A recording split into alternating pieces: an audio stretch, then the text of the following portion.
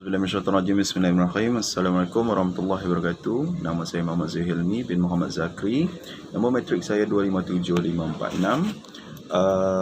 Saya hari ini akan membuat pembentangan tugasan individu iaitu GMGM 3053, pengurusan latihan dalam organisasi.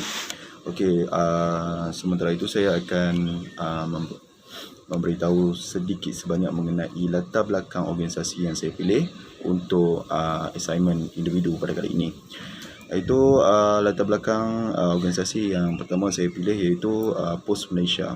POS Malaysia merupakan salah satu organisasi yang menyemat perkhidmatan penghantaran barangan tidak kira di dalam Malaysia ataupun di luar Malaysia.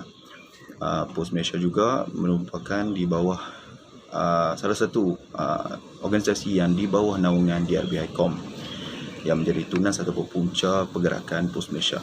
Jadi seterusnya POS Malaysia ini juga berkhidmat ataupun menyediakan perkhidmatan selama sudah lebih 200 tahun dan juga menjadi salah satu platform bagi peniaga-peniaga tempatan dan juga peniaga-peniaga antarabangsa untuk melakukan penghantaran barang ke dalam dan keluar negara. Okey, seterusnya seperti mana yang kita tahu, POS Malaysia mendapat saingan yang agak tinggi oleh banyak lagi perkhidmatan-perkhidmatan lain, contoh seperti GDEX, JNT, FedEx dan lain-lain lagi. Jadi untuk mengekang ataupun untuk menghalang daripada persaingan ini menjadi lebih sengit, jadi perkhidmatan menjadi tonggak utama ataupun tunas pertama dalam sesuatu organisasi. Jadi untuk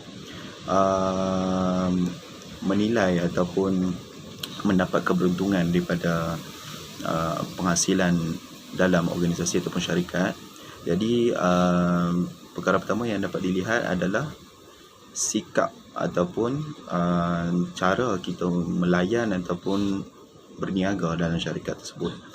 Jadi di sini saya menekankan ada beberapa jenis perkhidmatan yang disediakan oleh POS Malaysia, iaitu salah satunya counter service dan satu lagi penghantaran barang rumah ke rumah. Jadi jika perkara ini tak dapat diberi penekanan oleh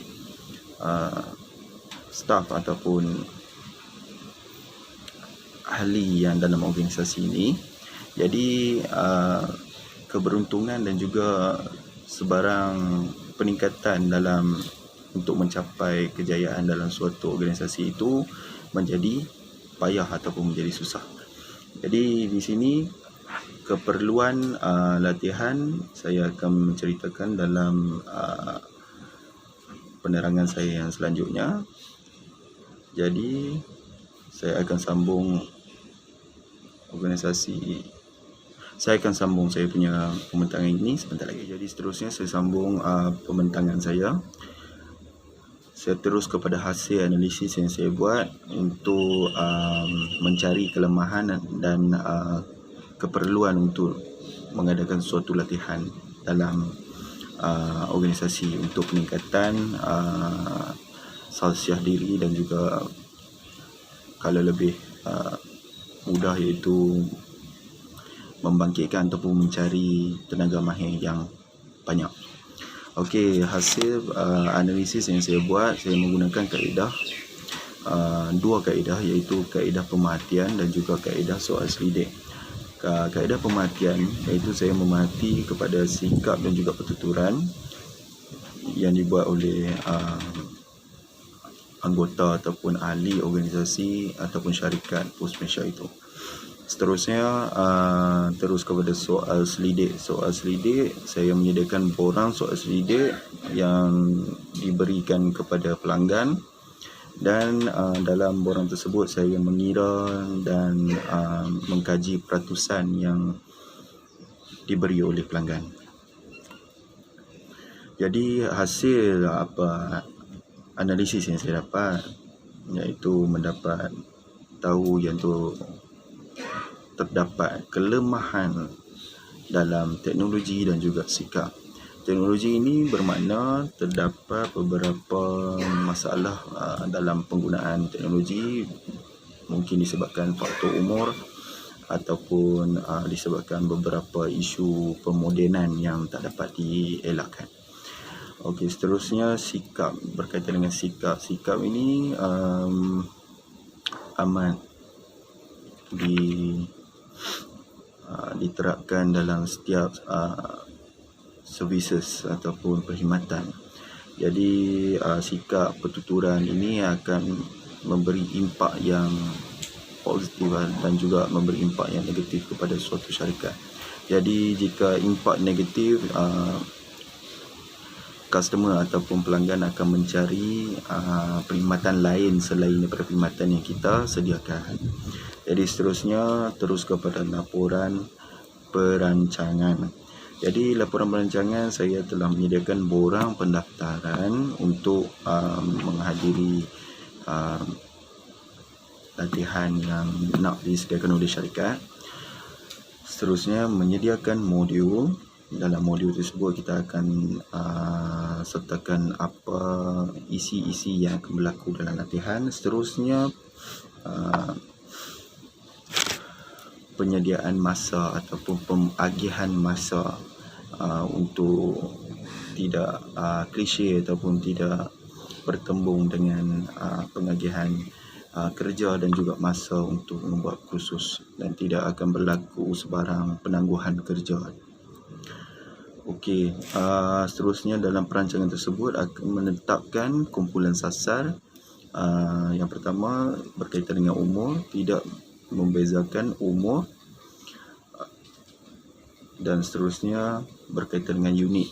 Unit yang akan diberi perhatian iaitu unit kaunter dan juga khidmat pelanggan, kerana ia lebih jerumus ataupun lebih banyak bersama dengan pelanggan, yang menyebabkan pelanggan itu masih menggunakan perkhidmatan ataupun langsung ke perkhidmatan yang lain, iaitu pesaing Pos Malaysia.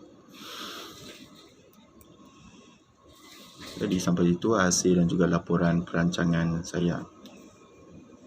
Okey, bagi penutup ataupun kesimpulan, latihan yang saya buat ini adalah penting kerana untuk mencapai cita-cita ataupun keberuntungan bagi suatu syarikat ataupun organisasi.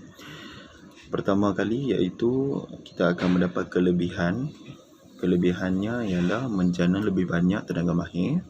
Seterusnya berkaitan dengan sikap, kita akan lebih banyak akan menimbulkan ataupun mencipta manusia ataupun staf yang bersikap dan juga berakhlak mulia. Seterusnya berkaitan dengan teknologi. Teknologi iaitu kegunaannya untuk mempercepatkan proses pelanggan datang ke Pos Malaysia dan juga lain-lain. Seterusnya untuk menyelarikan dan dengan peredaran zaman, peredaran pemodenan zaman. Jadi di sini saya nak beritahu matlamat program saya iaitu tajuk utama kursus latihan ini adalah kursus kemahiran teknologi dan disiplin diri. Dalam tajuk ini kita dapat tahu yang kita akan menekankan ke arah kursus kemahiran diri dalam teknologi dan juga disiplin diri. Dan di situ dah saya beritahu dalam kesimpulan saya tadi, latihan ini akan memberi kelebihan pada kita untuk menjana lebih banyak tenaga mahir, sikap akhlak yang baik dan teknologi maklumat yang lebih tinggi. Sekian, terima kasih daripada saya Muhammad Zuhairi Muhammad Zakri untuk pembentangan kali ini. Terima kasih.